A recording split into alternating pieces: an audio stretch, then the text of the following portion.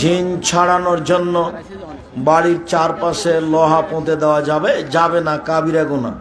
যে ঘরে ভয় পাচ্ছে ওই ঘরে সূরা বাকারার শেষ 2 আয়াত পড়তে হবে প্রায় দিনই জোরে, রাতে এশার সালাতের পরে, তাহলে জিন চলে যাবে। আসসালামু আলাইকুম শায়েখ, আমার প্রশ্ন হলো, আমাদের গ্রামের আমরা কিছু যুবক 5 ওয়াক্ত সালাত আদায় করি, এক নবীর সুন্নত দাড়ি রাখতে চাই, কিন্তু গ্রামের কিছু লোক দাড়ি রাখার কারণে 28 জনের নামের তালিকা থানায় জমা দিয়েছে। এখন আমাদের করণীয় কি? দেখ না, তুমি চিন্তা করো না, আল্লাহ তোমার পথ সহজ করে দেবে। হস্তমৈথুন করা যাবে কি? হারাম, জেনা, খুব সাবধান, এটা হলো গোপন পাপ। আমার উম্মতের উপরে আমি গোপন পাপের ভয় করি, আল্লাহ নবী বললেন, সেটা হলো এইটা, সেটাই হলো গোপনে ল্যাংটা মেয়ে মোবাইলে দেখা, খুব সাবধান। মেয়েরা হায়েজ অবস্থায় কোরআন স্পর্শ তথা পড়তে পারবে কি? এই একটা জিজ্ঞাসা করা হয়েছিল কবে মনে হয়।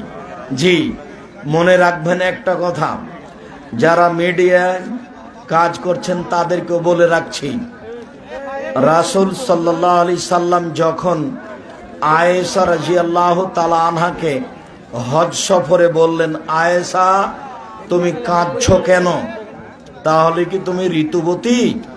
তখন আয়েশা বললেন, জি হ্যাঁ। আল্লাহ নবী বললেন, তফ ব্যতীত হাজিরা যা করে তাই করো। তা হাজিরা কোরআন তেলাওয়াত করে না?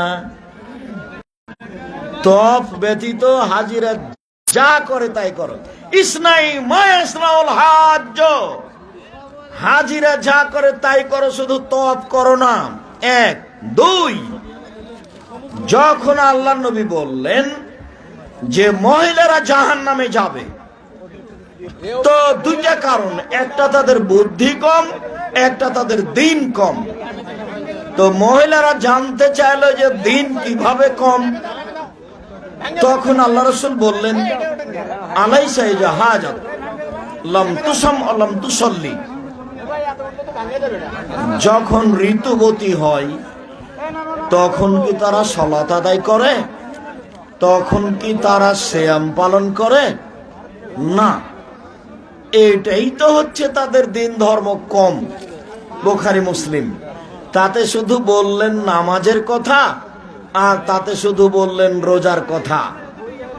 ঋতু অবস্থায় সিয়াম থাকতে পাবে না, ঋতু অবস্থায় সালাত আদায় করতে পাবে না, ঋতু অবস্থায় কোরআন তেলাওয়াত করতে পাবে না, এই কথা রাসূল সাল্লাল্লাহু আলাইহি সাল্লাম বলেননি। বরং আয়েশা রাদিয়াল্লাহু তাআলা আনহাকে বললেন, সালাত ব্যতীত তওয়াব ব্যতীত সবকিছু করো, অতএব তারা কোরআন তেলাওয়াত করবে, এ কথাই ঠিক। শায়েখ, কেউ যদি ব্যাংক থেকে পাওয়া মুনাফার টাকা মাদ্রাসা মসজিদে দান করে, সেটা কি নেওয়া যাবে? জেনে শুনে সুদ নিবেন না, জানেন না তলিয়ে দেখবেন না, নিয়ে নেন, কাজে লাগান, তার নেকি হবে না, আপনার নেকি হবে। জানাজার সালাতে সানা ও সূরা ফাতিহা পড়তে হবে কি? সূরা ফাতিহা পড়তে বাধ্য, সানা পড়তে হবে না। আল্লাহু আকবার, আউযুবিল্লাহ, বিসমিল্লাহ, সূরা ফাতিহা, বিসমিল্লাহ অন্য একটা সূরা, আল্লাহু আকবার, দুরূদে ইব্রাহিম, আল্লাহু আকবার, বিশেষ দোয়া, আল্লাহুম্মা গফির লাহু ওয়ারহামহু, শেষ। আসসালামু আলাইকুম ওয়া রাহমাতুল্লাহ। আসসালামু আলাইকুম ওয়া রাহমাতুল্লাহ। সিগারেট খাওয়া নাকি মাকরুহ, তাহলে কি সিগারেট খাইলে নামাজ কবুল হবে? মাকরুহ মানে তো খারাপ, মাকরুহ মানে হারাম, ও তো হারাম খাদ্য, ইবাদত কবুল হবে না। শায়েখ, ভিক্ষা বা কালেকশন করে মাহফিল করা যাবে কি না? না করাই ভালো, করতে হবে না, আপোষে টাকা পয়সা উঠিয়ে মাহফিল করতে হবে। শায়েখ, আমাদের গ্রাম মহল্লা কবর জিয়ারত বা কবর পাকা করা কি ঠিক? কবর পাকা করা হারাম, ভেঙে দিতে হবে।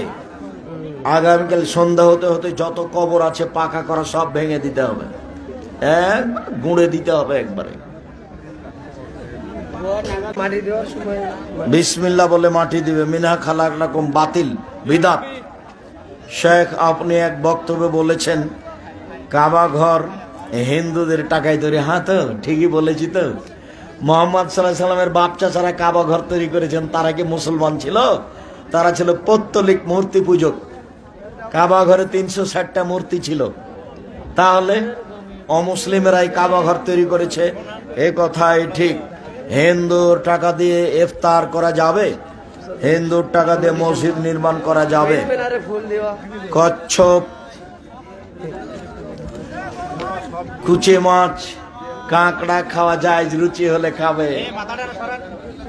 শেখ আমি যখন সালাত আদায় করি তখন শুধু দুনিয়াবি কথা মনে পড়ে। পড়ুক, খালি তুমি বলবা নাউজুবিল্লাহ মিন জালিক, আর বাম দিকে একটু থুথু দিবেন, থু থু নাউজুবিল্লাহ মিন জালিক, তারপর কমে যাবে। আমার বিবাহ হয়েছে দীর্ঘ 10 বছর আগে, কিন্তু বিবাহ করেছি একা। আমার পিতাও জানেন না তোমার বিবাহ হয়নি। সেদিন থেকে যা হচ্ছে তা জেনা, যত সন্তান হয়েছে তা অবৈধ। জাযাকুমুল্লাহ খাইর, বারাকাল্লাহ। অবৈধ। সাথে সাথে তোমাকে এখন আবার বিবাহ পড়াতে হবে তোমার বাপকে দিয়ে। তোমার বাপ যদি না থাকে তাহলে তোমার চাচা, তোমার চাচা যদি না থাকলে তাহলে তোমার নিজ ভাই, নিজ ভাইকে দিয়ে 2জন সাক্ষী দিয়ে বিবাহ পড়াতে হবে। তাছাড়া তোমার সন্তানাদি সব হারাম হবে আর ফলাফল জাহান্নাম হবে। যে ব্যক্তি পীরের মুরিদ এবং নেশাদার দ্রব্য পান করে তার পিছনে সলাত হবে কি? আপনার হবে, তার হবে না। আপনার সলাত হবে, তার হবে না। বাংলা অনুবাদ সহ কোন কোরআন শরীফটা ভালো? দেখেন কোনটা ভালো। ছেলে নামাজ না পড়লে তার রোজগারের টাকা খাওয়া যাবে কি না? রোজগারের টাকা খাওয়া যাবে, তবে নামাজ তাকে পড়তে হবে বাধ্য। যদি আপনার ছেলে হয়, আপনি মা বাপ তাকে পিটাবেন, পিটিয়ে পড়াতে হবে। মেয়ে নামাজ না পড়লে তার হাতের খাওয়া যাবে? যাবে। মেয়েকে পিটিয়ে নামাজ পড়াতে হবে। আপনি মা কেমন মা, কি বলেন আপনি?